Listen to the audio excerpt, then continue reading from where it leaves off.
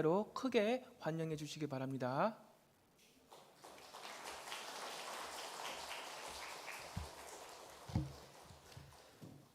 반갑습니다. 인도네시아 이정규 선교사입니다.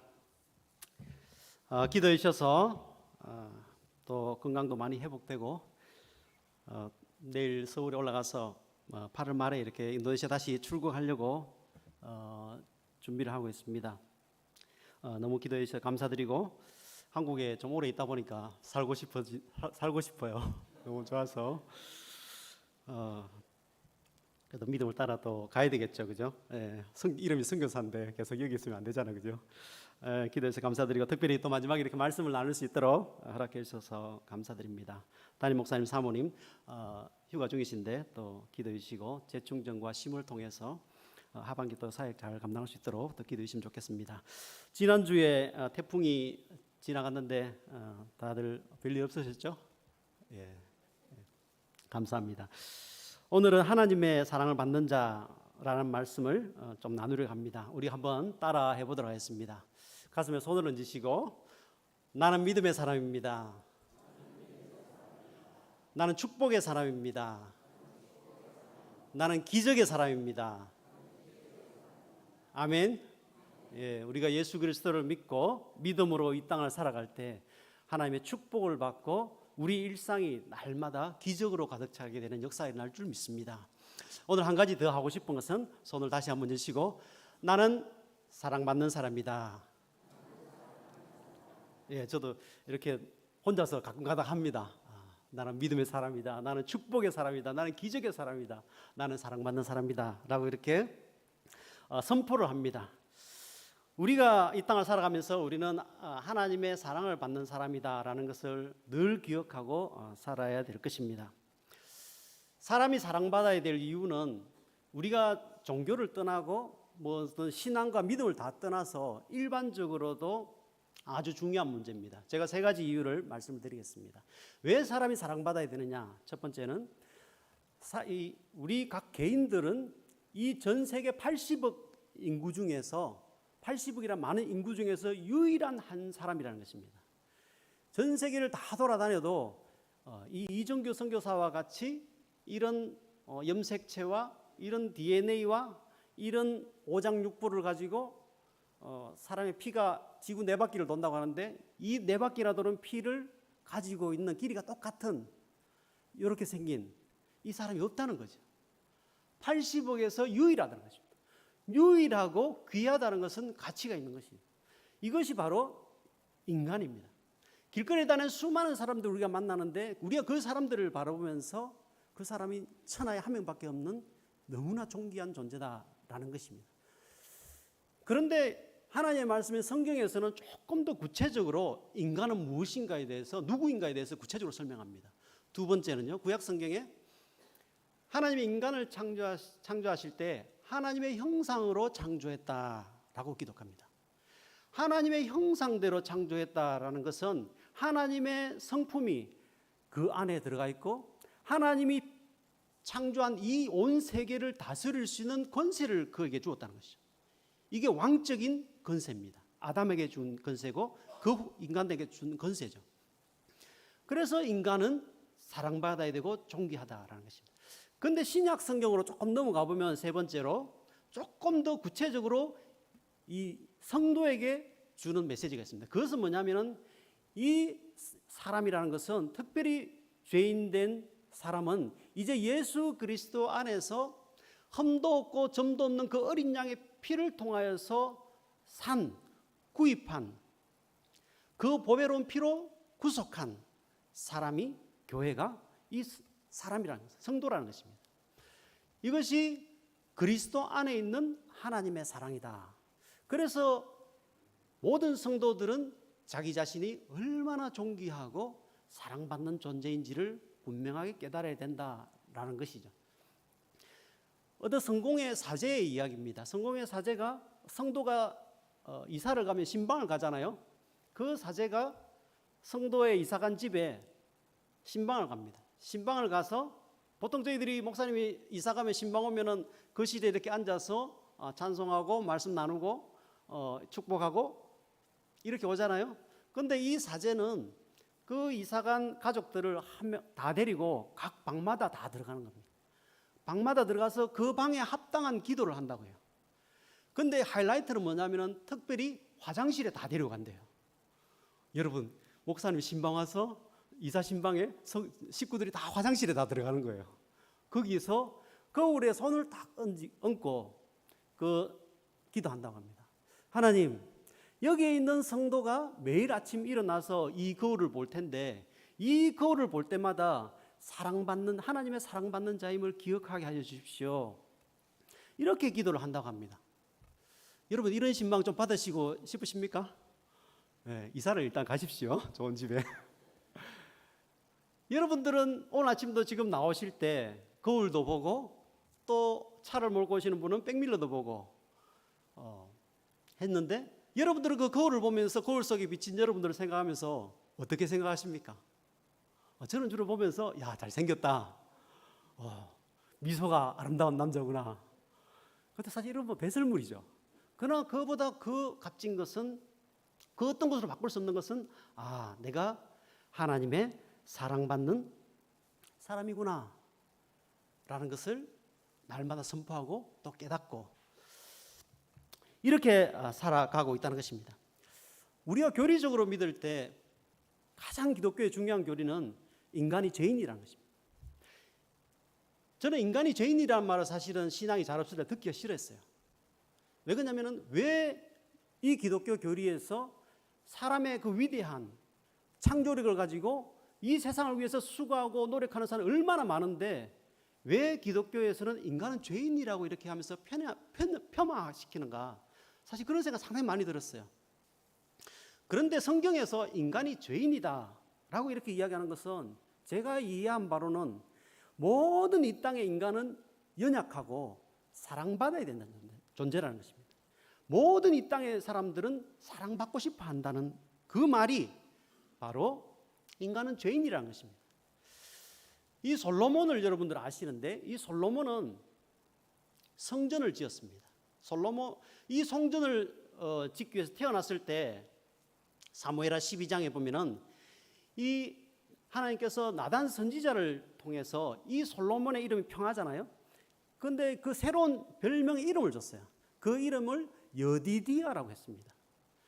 여디디아라고 이름을 줬는데 그 이름의 뜻은 뭐냐면은 끝에 야자가 있죠. 야훼가 또는 여호와가 사랑하시는 자라고 하면서 이 별명을 여디디아로 줬습니다.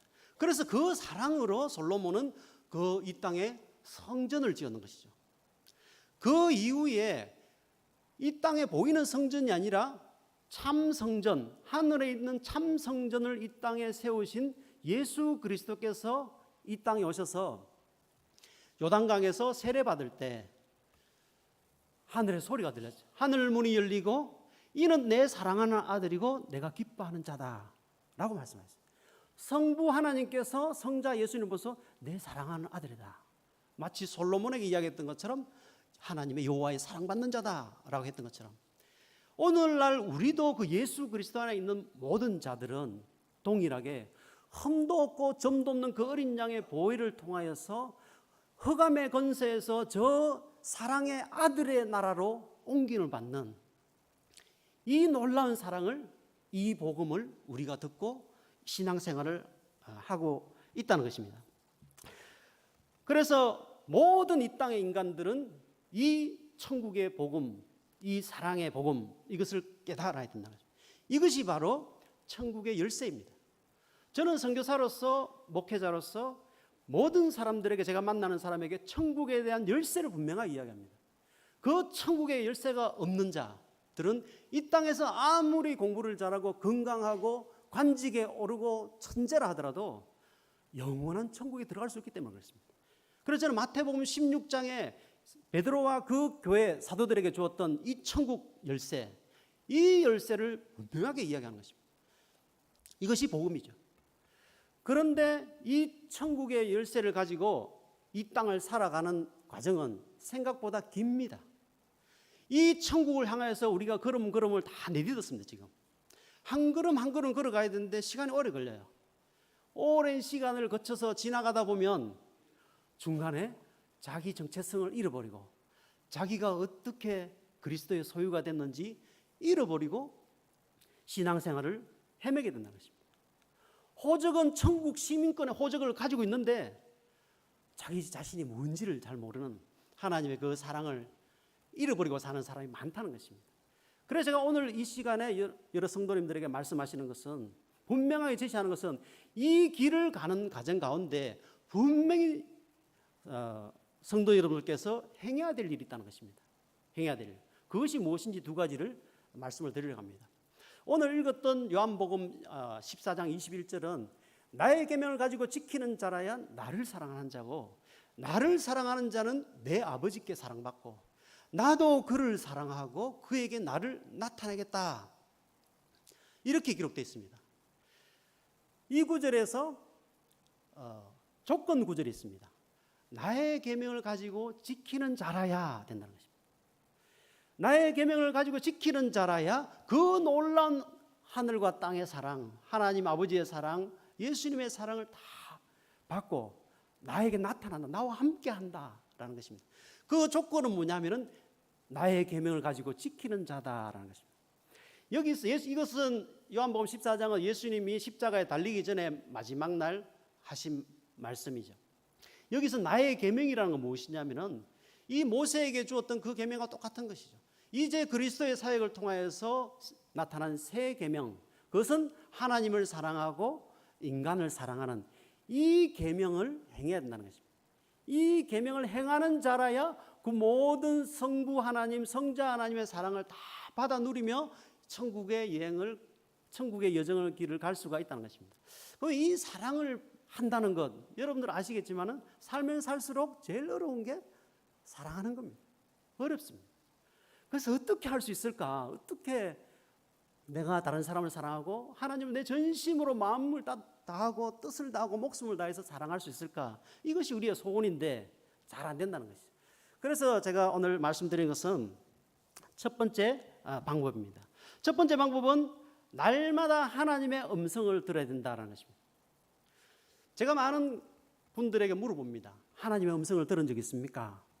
이렇게 물어보면 많은 분들이 당황하세요. 사실 저도 신앙의 배경이 그렇게 길지 않아서 하나님이 살아계시다, 하나님의 음성을 듣는다, 이런 이야기를 들으면 상당히 거리감이 느껴요. 누구나 하나님을 믿고 싶어요. 그러나 안 믿겨져요. 그런 하나님이 살아계신다는 것이 납득이 잘 안 돼요. 그런 분들 만나면은, 야, 이분은 뭐 좀 신령한 분인가? 아, 이분은 목사님이니까 뭐 들리는 모양이다. 뭐 환상이 좀 있는 모양이다. 그래서 하나님이 살아있다고 저렇게 이야기하지, 왜 나는 안 믿기지지? 이런 생각을 오랫동안 한 적이 있습니다.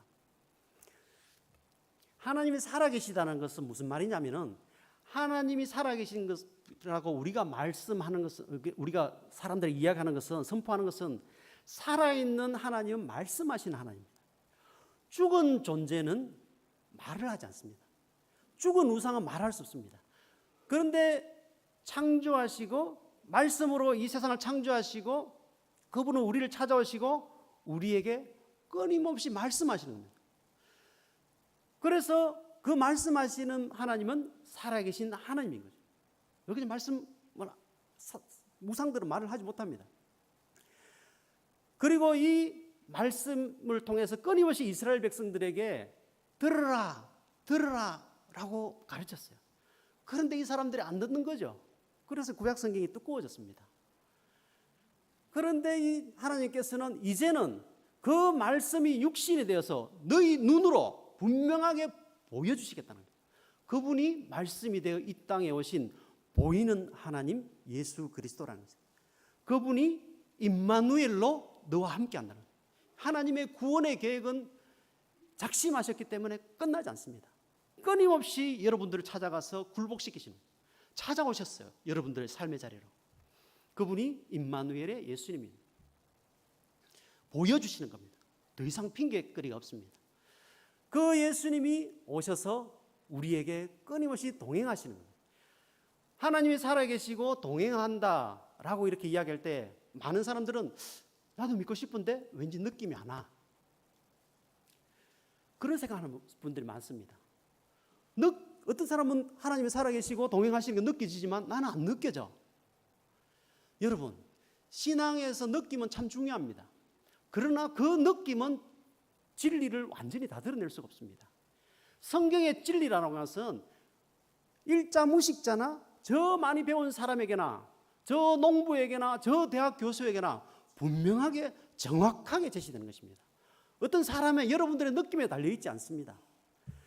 그래서 하나님이 살아계시고 말씀하시고 우리와 동행하신다는 건 뭐냐면은 여러분들에게 각자에게 말씀하시는 것입니다. 지금도 하나님이 이 자리에 임재하고 계십니다. 그것은 여러분들이 느끼지 안 느끼든 상관없습니다. 왜 두세 사람이 내 이름으로 모인 곳에 여기에 함께 하시냐? 그것은 말씀이 여기 선포되기 때문입니다. 하나님의 살아있는 말씀이 지금 여러분들 선포되기 때문에 우리는 하나님이 여기 계시는구나. 분명한 진리로 그걸 받아들이고 하나님의 살아계심을 인정하게 된다는 것입니다. 그때 성령께서 디모데후서 3장 16절에 모든 성경은 하나님의 감동으로 된 것이다. 하나님의 감동이라는 것은 하나님의 생기, 하나님의 호흡이 그 가운데 불어넣어서 우리 안에 성령이 그 말씀을 진리로 받아들이고 3,500년 전에 저 시내산에서 모세에게 불 가운데 나타나서 말씀하셨던 그 여호와 하나님이 오늘 지금 이 자리에 또 여러분들 살고 있는 이 대구 땅에 동일하게 그 말씀하시는 겁니다. 시내산에서 모세가 받았던 그 말씀이 다른 말씀이 아닙니다. 여러분들이 지금 들고 있는 이 성경의 말씀 가운데 있는 그 말씀입니다. 진리는 변하지 않기 때문에 그렇습니다. 그래서 우리는 날마다 이 말씀을 들어야 되는 거예요. 그리고 살아있는 하나님을 우리가 믿고 있고 살아있는 하나님의 말씀을 우리가 듣는 것이죠. 거기에 생명이 있는 것입니다. 그래서 사도 바울이 복음을 전할 때 사도행전 17장 1절에 이렇게 말했습니다. 베레아에 있는 사람들은 데살로니가에 있는 사람들보다 더 너그러워 간절한 마음으로 말씀을 받고 이것이 그래한가 하여 날마다 성경을 상고함으로. 베레아에 있는 성도들이 간절한 마음으로 하나님의 살아있는 말씀을 받고 또 그 말씀을 날마다 깊이 묵상했다라는 것입니다. 우리가 하나님이 나와 동행한다라고 할 때 그것은 느낌이 아니라 말씀으로 나와 동행하는 것입니다. 내가 오늘 하나님의 말씀을 들었을 때 그 말씀이 내 삶 속에서 내가 가는 그런 걸음에서 기억나는 겁니다. 성령께서 생각나게 하시는 것입니다. 그때 우리는 하나님이 나와 100% 동행하시는구나 라고 말하게 되는 것이죠. 선포하게 되는 것입니다. 그래서 이 말씀을 날마다 매일매일 살아있는 하나님의 말씀을 들을 때 말씀이 우리 가운데 가득 차게 되는 것입니다. 골로새서 3장 16절에 그리스도의 말씀이 너희 가운데 풍성하게 거한다. 그랬을 때 피차 서로 가르치고 권면하라. 그리스도 주님의 말씀이 우리 가운데 풍성하게 임하는 것이죠. 이것이 제일 먼저 우리가 해야 되는 것입니다. 날마다 살아계신 하나님의 말씀, 진리의 말씀, 변함없는 말씀을 우리가 듣고 그 안에 살아간다는 것입니다. 말씀의 결론은 성경의 결론은 분명합니다. 하나님이 여러분들을 그토록 사랑하신다는 거예요. 말도 안 되는 나 같은 사람들을 그토록 사랑하셔서 사랑하면 어떻게 되죠? 함께 있고 싶어요. 함께 하고 싶다는 거예요. 그 너무나 사랑하기 때문에. 그래서 이 땅의 인간의 모습으로 여러분들과 저와 함께 하기 위해서 임마누엘 함께 하기 위해서 오시는 겁니다. 성경의 결론도 똑같아요. 계시록을 보면 함께 하는 게 천국이에요. 그래서 이 놀라운 사랑을 받고 늘 살아계신 하나님과 동행하면서 말씀 가운데 이 함께하는 이것이 우리 가운데 날마다 행해진다는 것입니다. 여러분들 매일 새벽 예배나 또 아니면 개인의 집에서 또 가정 예배로 매일 이 말씀을 듣는 것이 가장 중요합니다. 살아있는 생명의 말씀, 이 말씀을 듣는 것이죠. 그리고 이 말씀을 듣고 사실 저는 이 말씀을 많이 듣잖아요. 30분, 40분 설교 들으면 무슨 말인지 잘 몰라요. 그러나 한 장 읽었으면 거기서 가장 나에게 주시는 한 말씀을 만들어요. 한 문장을. 오늘 아침 말씀 읽을 때 나의 오른손이 너를 붙들고 있다. 이렇게 해요. 하나님께서 정규야 나의 오른손으로 너를 붙들고 있다. 그 말씀을 계속 묵상을 하면서 하루 종일 다니는 거죠. 묵상하면서. 그리고 이 말씀을 묵상하고 어떻게 합니까? 이 좋은 사랑의 말씀을 들었는데 이거는 가만히 있을 수 없는 것이죠. 그래서 우리 가족 단톡방 있잖아요. 카카오톡에. 가족 단톡방에 매일 올리는 거죠. 매일 올려요. 그러면 여러분들 자녀들이 보면서 엄마 아빠가 매일 단톡방에 말씀을 매일 올리는 거예요. 하나님의 말씀을. 그러면 여러분들 자녀가 뭐라고 생각하시겠습니까? 아, 이분들 신앙생활 제대로 하네. 그렇겠죠? 근데 다른 이야기가 매일 올리면은 엄마 아버지가 지금 어디에 포커스를 두고 사는지 몰라요. 매일 올려요. 그리고 또 어떻습니까? 우리 좋은 말씀 들었는데 그 살아있는 생명의 말씀을 형제들에게 나누고 지체들에게 보내고 또 불신자들 생각나면 또 불신자들에게 보내고 그러면 이 말씀을 받은 내가 내 은혜 가운데 사랑 가운데 거하고 이 말씀을 곳곳에 보내면은 여러분들이 있는 그곳과 가정과 이 주변의 믿음의 형제자매들 그다음에 불신자들까지 하나님의 말씀이 여러분들 아침에 저녁에 이 보낼 때 전국에 대구에 퍼지는 것이죠. 하나님 기뻐하시는 거죠. 말씀이 곳곳에 퍼져나가는 거죠. 하나님 기뻐하시죠. 그런 사람은 어떻게 하나님 사랑을 안 받겠습니까? 그래서 제일 첫 번째는 하나님의 사랑을 하나님의 살아있는 말씀을 듣는 것. 두 번째는 매일 날마다 기도하라는 것입니다. 여러분들 어떻게 보면 기도하라라고 이렇게 이야기 들으면은 뻔한 이야기죠. 뻔한 이야기입니다. 많은 사람들이 이 신앙의 노정에서 실패하고 좌절한 이유는 복잡한 신학적 교리를 알지 못해서 힘들어하는 게 아닙니다.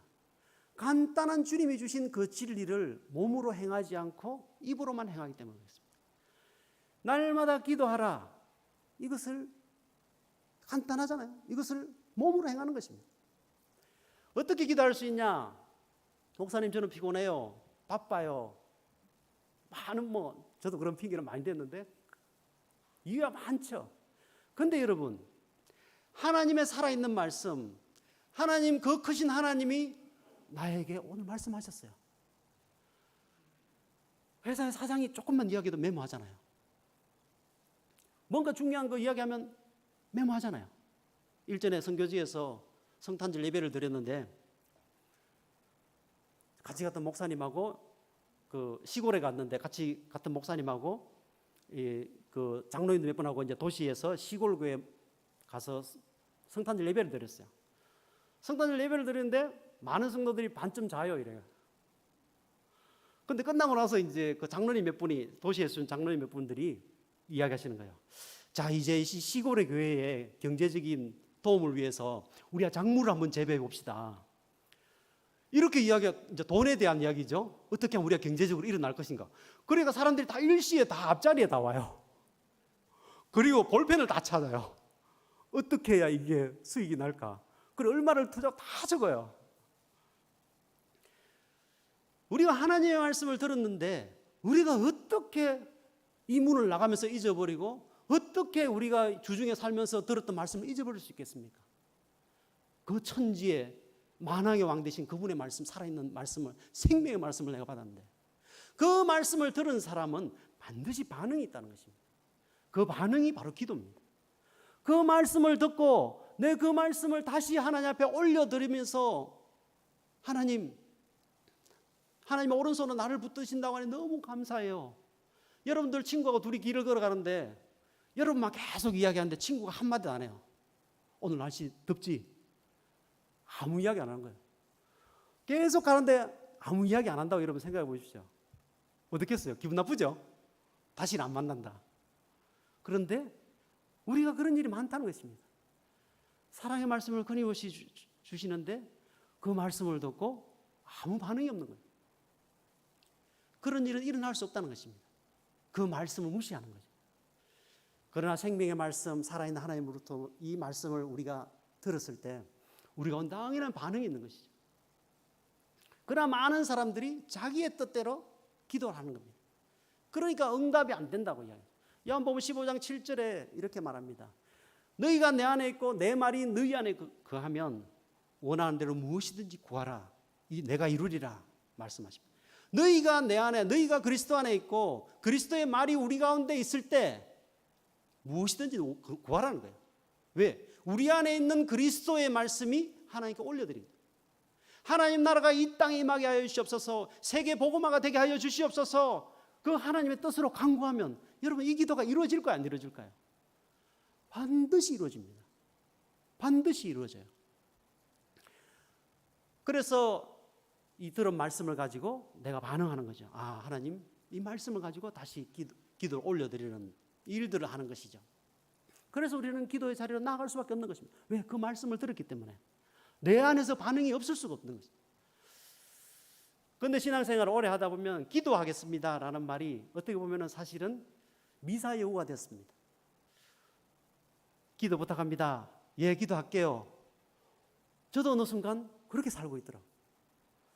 그래서 제가 고민하면서 이런 작은 수첩을 하나 샀어요. 이 기도 수첩인데 작은 수첩을 사서 제가 거짓말을 하면 안 되겠더라고요. 기도하겠습니다 해놓고 까먹잖아요. 그래서 제가 단톡이나 뭐 카톡이나 개인적으로 할 때 기도하겠습니다 말을 했을 때는 반드시 여기 적어요. 제한 지으려고. 그래서 몇 월 며칠 누구 이 기도 수치를 적어서 매일 기도를 하는 것이죠. 여러분, 우리가 기도해야 될 사람이 얼마나 많습니까? 얼마나 우리 자신을 위해서 물론 기도해야지만 얼마나 많은 중보 기도가 필요하겠습니까? 하나님 나라의 확장과 우리 형제 자매들의 어려운 상황들이 얼마나 많습니까? 여러분 피곤하십니까? 힘이 들어서 기도 못 하겠습니까? 여러분 비행기 한번 타보세요. 특히 인도네시아에서 그 프로펠러 달린 비행기 딱 타면은 뜨기 전에 붙들고 기도합니다. 하나님 살려달라고. 여러분들이 여러분 자녀 학교 갈 때 그냥 갔다 오라. 아니면 여러분들이 직장으로 나갈 때, 세상 속으로 나갈 때 기도하지 않고 그냥 출발한다는 것은 여러분들이 이 세상에 속고 있는 것입니다.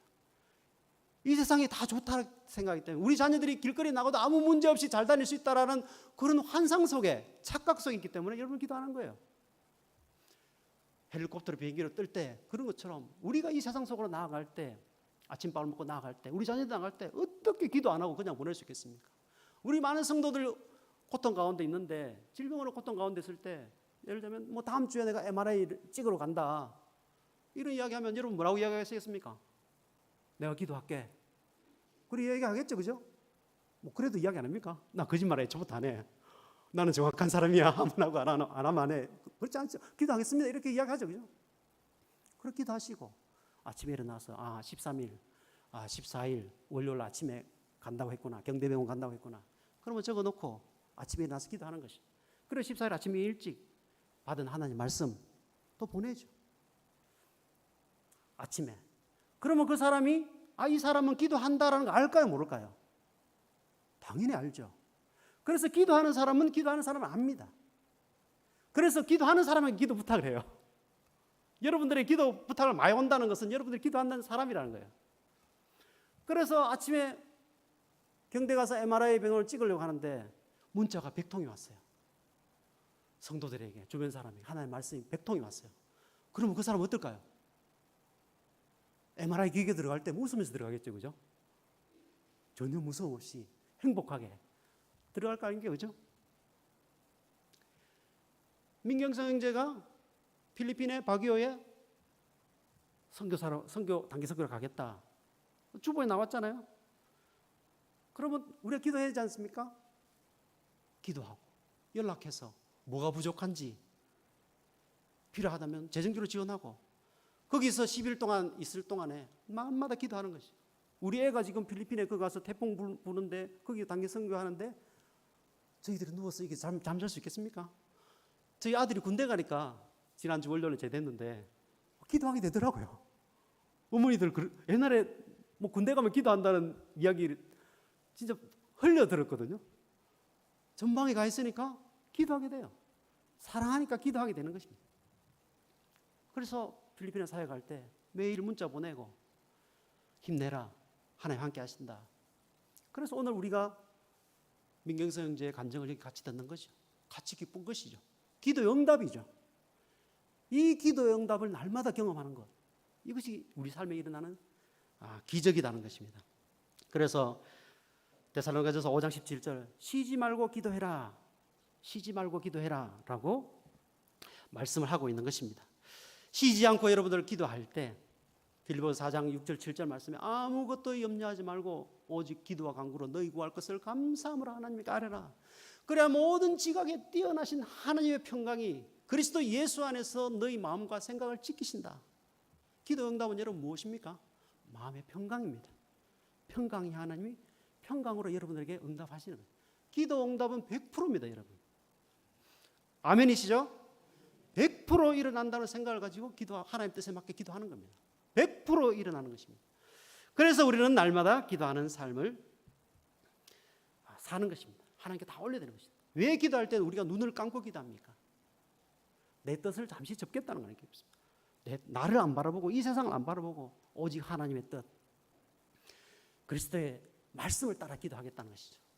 이런 기도 생활, 이 두 가지를 제가 말씀을 드렸습니다. 살아있는 하나님의 말씀을 듣고 또 날마다 이 기도로 반응하는 이 삶, 이것을 통해서 궁극적으로 무엇이냐, 제가 말씀드리는 핵심은 이것입니다.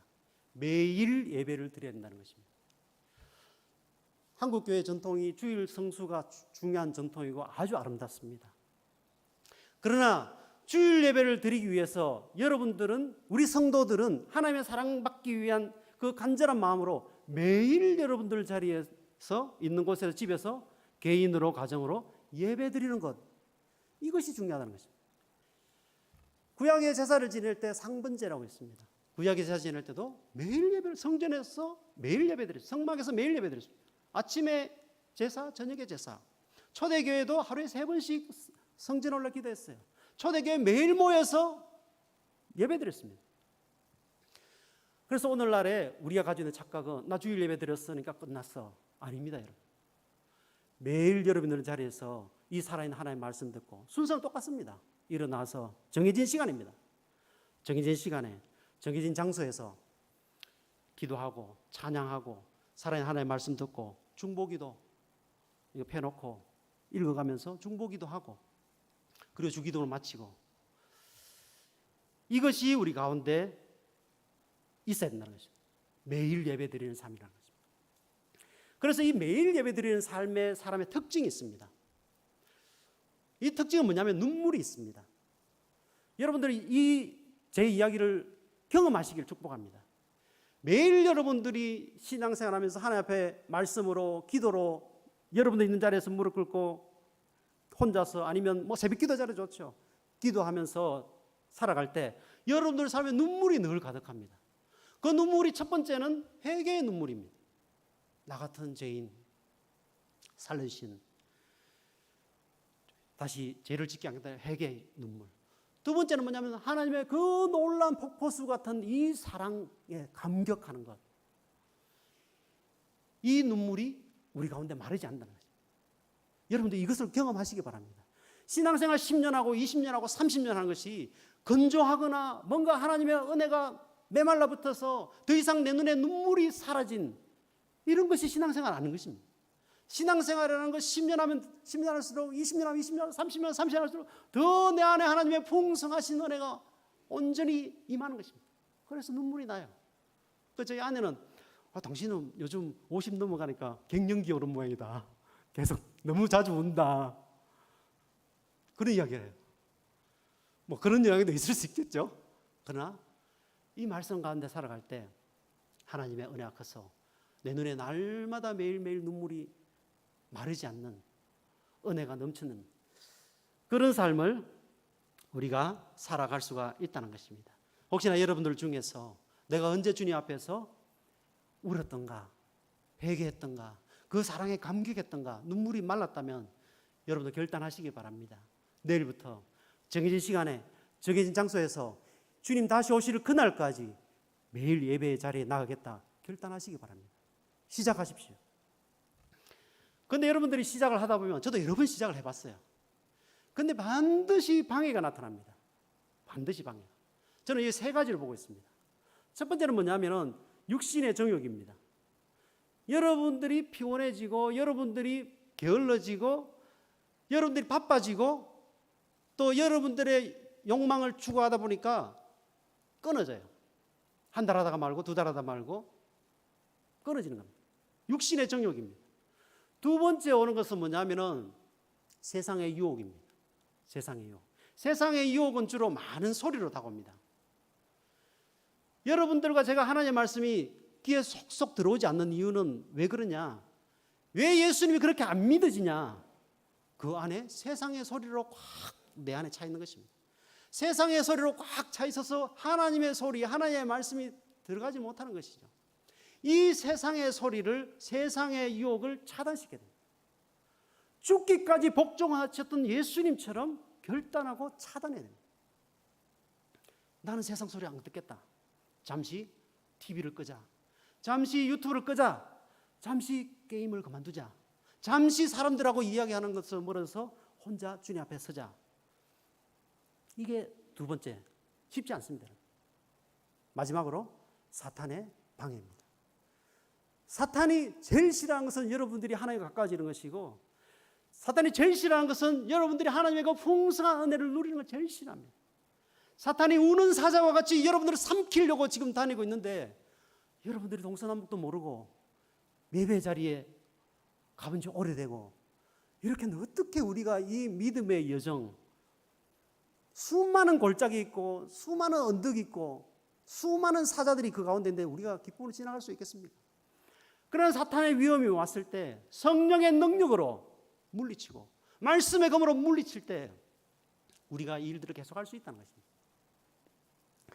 그래서 매일 예배가 임계점이 오더라도 임계점을 넘어서서 육신의 정욕을 극복하고 세상의 소리를 차단하고 또 마귀를 물리치고, 그래서 이 말씀을 가지고 매일 예배드리면서 살아가는 삶, 기쁨으로 가득 차는 삶, 행복한 삶, 이 삶을 우리가 살아가게 되는 것이죠. 이러한 마음으로 이 천국의 여정을, 천국으로 향하는, 영원한 천국으로 향하는 이 장망성을 뒤로하고 기쁨으로 이 걸음을 걸어간다는 것입니다. 오늘 말씀을 준비하면서 이 사도 바울이 고백했던 그 고백 내용이 하나 떠올랐습니다. 로마서 8장 38절에 39절 말씀입니다. 우리 같이 한번 읽어보도록 하겠습니다. 시작. 내가 확신하노니 사망이나 생명이나 천사들이나 권세자들이나 현재일이나 장래일이나 능력이나 높음이나 깊음이나 다른 어떤 피조물이라도 우리를 우리 주 그리스도 안에 있는 하나님의 사랑에서 끊을 수 없으리라. 아멘. 여기서 사망이나 생명이나 천사들이나 권세자들이나 보이지 않는 세계나 이 전체적으로 보이는 세계나 보이지 않는 모든 세계에 있는 어떤 피조물이라도 하나님의 사랑에서 우리를 끊을 수 없다라는 것입니다. 뭐 크게 적용을 안 하더라도 이 무더운 날씨에 많은 사람들이 더워서 죽겠다, 더워서 죽겠다 이야기 많이 하잖아요, 그죠? 그런데 이 하나님의 풍성한 은혜 가운데 살아가는 사람은 더워서 죽겠다고 이야기 안 하겠죠. 좀 따뜻하네. 그렇게 이야기하는 겁니다. 겨울에 추워 죽겠다. 좀 시원하네. 그래서 이 어떤 우리 가운데 보이는 영역에서 보이지 않는 영역에서 어떤 피조물이라도 인간관계나 어떤 사람은 남편의 이름 여는 사람도 있겠고 어느 시누이 이름 여는 사람도 있겠죠. 그 모든 것 가운데서 있다 할지라도 하나님의 사랑에서 그리스도 예수 안에 있는 하나님의 사랑에서 끊을 수가 없다. 사도 바울은 이것을 확신했다라고 이렇게 고백하고 있습니다. 여러분들이 이제 세상으로 가실 때, 거울을 보실 때 여러분들 뭐라고 생각하시면 됩니까? 뭐라고 선포해야 되나요? 야, 나는 하나님의 사랑받는 사람이구나 라는 것을 선포하시고, 또 여러분들이 있는 곳에서 매일 또 예배드리고, 그래서 이 신앙의 여정, 이 먼 길, 저 요단강 건너서 도착할 그 가나안 땅, 약속의 땅까지 기쁨으로 승리하면서 걸어가는 저 여러분 되기를 축복합니다. 기도하겠습니다. 하나님 아버지,